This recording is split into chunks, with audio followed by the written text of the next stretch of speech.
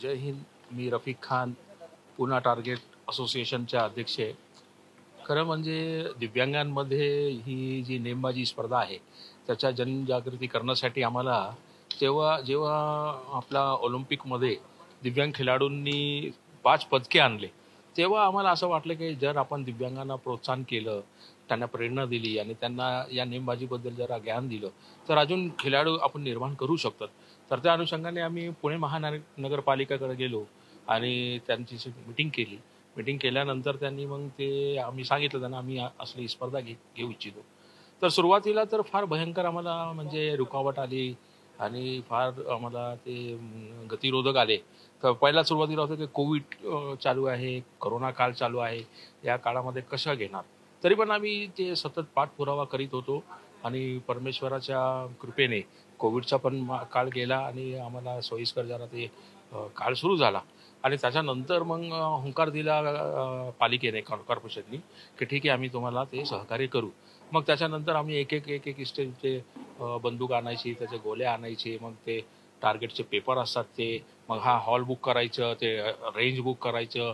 मग येणाऱ्या अपंगांना, दिव्यांगांना काही त्रास होऊ नये त्याच्यासाठी व्हीलचेअर्स आहे, त्यांची जेवणाची व्यवस्था, त्यांची पाण्याची व्यवस्था आणि त्यांना म्हणजे विशेष म्हणजे त्यांना ट्रेनिंग द्यायची. कारण एकही दिव्यांग आयुष्यात कधीही बंदूक हातात घेतलेले नाही आहे.